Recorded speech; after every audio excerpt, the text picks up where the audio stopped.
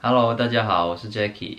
在今天这个视频呢，我想给大家分享一下我在加拿大考 CPA 的这个过程。在分享我的经历之前呢，我想说一个比较典型的考 CPA 的一个过程。首先，在大学4年呢，主修会计，然后4年之后毕业了，就找到跟会计相关的工作，然后报读这个 CPA PEP 的这个 program， 就叫 CPA Professional Education Program。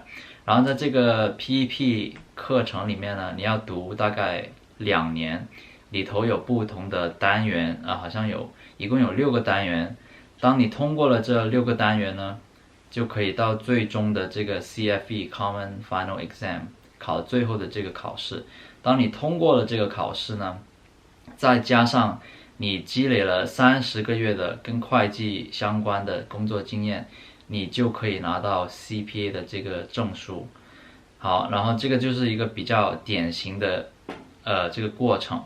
然后现在我讲一下我的经历。我在大学4年呢，我是读会计，然后在读大学的时候我就已经决定要考这个 CPA。当4年后呢，我毕业呢，我有2个选择。第一就是找工作呢，然后就报读这个 PEP program， 就是再读2年的 part time 这种。第二个选择呢，就是读会计的硕士，然后我就选择了这个方法。为什么我选择这个方法呢？因为这个硕士首先是1年的，所以1年就拿到硕士是比较快的。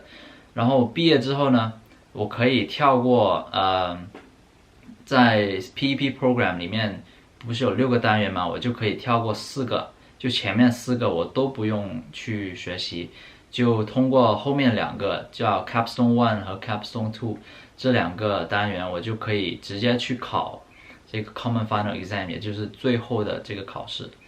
然后在去年的9月份我就考完了最后的这个考试，然后11月底我就得知我通过了。然后现在呢，我就需要积累30个月的关于会计的工作经验，然后我就可以拿到我的 CPA 证书了。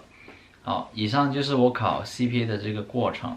然后在读完 MMPA 的时候呢，我就发现有几个好处可以跟大家分享。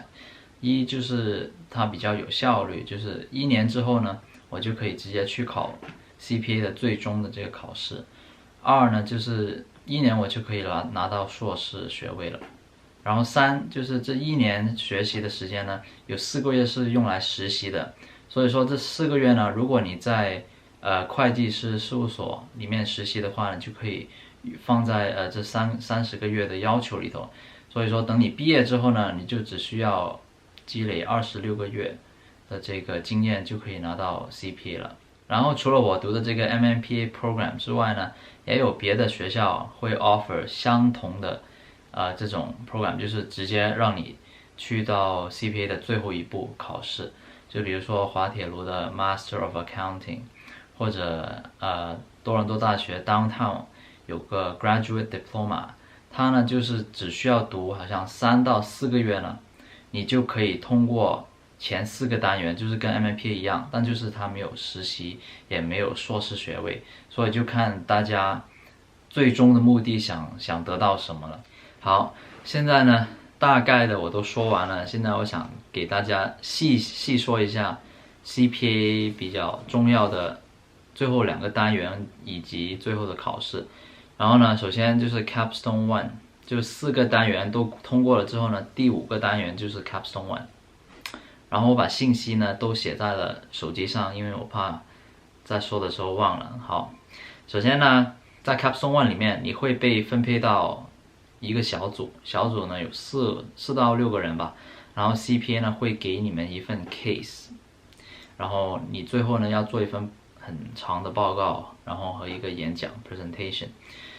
我给大家讲一下我们的例子吧。我们当时的 case 呢是讲关于一个酒庄的，然后需要讨论的点大概就是酒庄这个主人他想要干这个干那个，然后我们的目的呢就是要帮他决定哪个主意更好、更赚钱、更符合他们的价值观，大概就是这样。然后到最后呢，我们会做一个演讲，然后会有裁判在那里给我们打分之类的。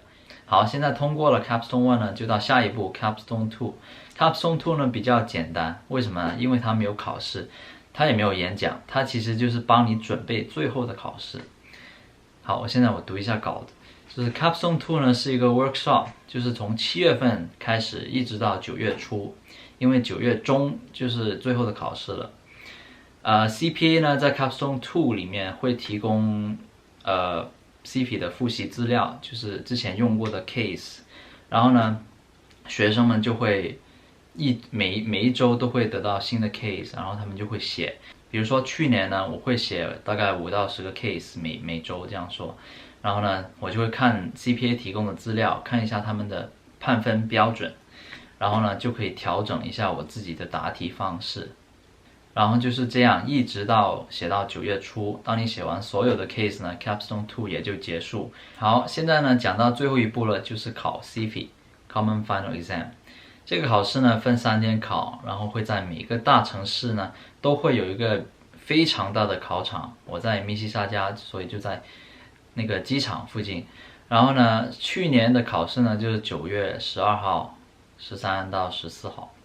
然后第一天的考试呢，我们会叫它 Day One， 为什么呢？因为 Day One 的这个 case 呢，永远是跟 Capstone One 学过的 case 挂钩的。基本上我们去年考 Day One 的 case 呢，就是关于这个酒庄老板，他后面还想干些什么，然后我们继续为他服务，继续帮他提供意见这样子。然后呢，这个考试呢是为时4个小时。然后你就会读一篇非常长的 case， 然后你就用电脑写这个 case， 就这样。第二天考的呢是关于你选择的这个 elective。在考 CFE 之前呢 ，CPA 会让你选择一个 elective， 就是你想主攻的一方面。我选的呢是 assurance， 就是审计。你还可以选 tax 税。Performance Management 或者 Management 就是 Management Accounting， 或者是这个 Finance 就是金融。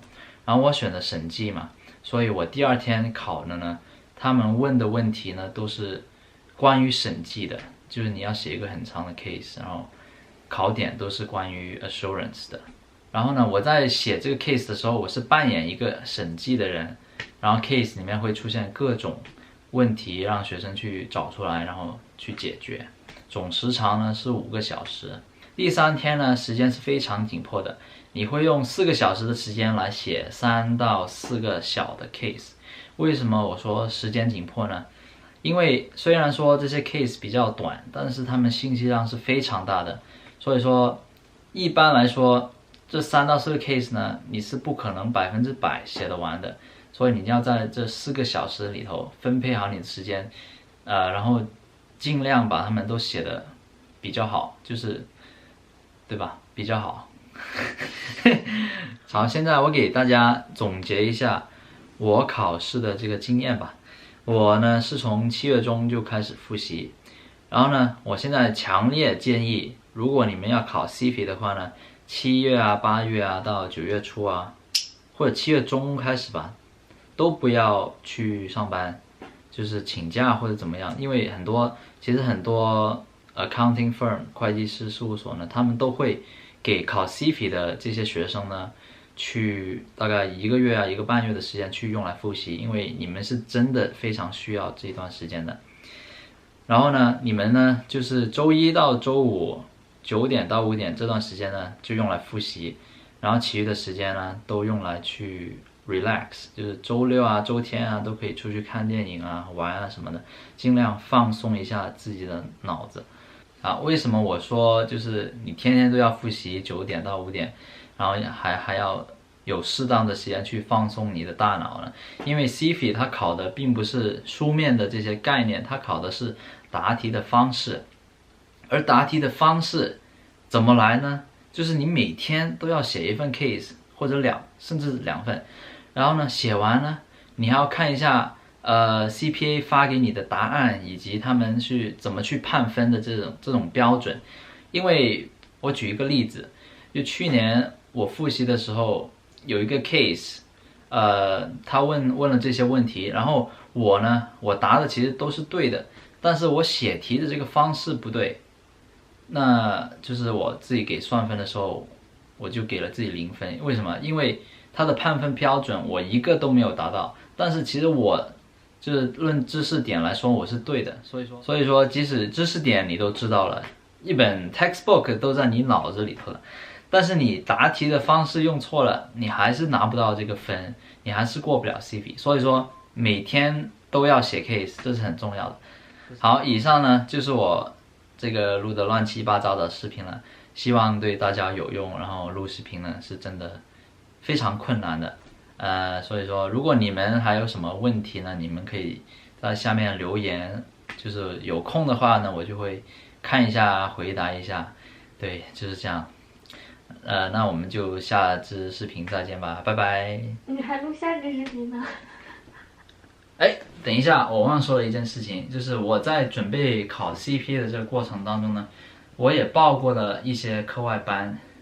就是当你考 CPA 的时候，你会发现周围有很多什么帮助你去考 CPA 的这些课程，什么 PASS 呀，什么 Densmore 这些，我个人觉得呢，他们还是有用处的。为什么呢？因为他们帮你节省时间，他们会帮你去总结一些书面的概念，比如说这个 topic 它很长，这些班呢它会帮你总结起来。这样你就不用费时间去自己总结，所以说这些班呢还是有用处的。但是我也有些同学呢，他们没报班，但是他们也过了，所以说这完全是看你自己觉得需不需要。我自己是报了，然后我觉得还是挺有用的，就是帮我节省了不少时间去总结那些书面的概念，就是这样子。好。这期视频就到这里了，我们下次再见，拜拜。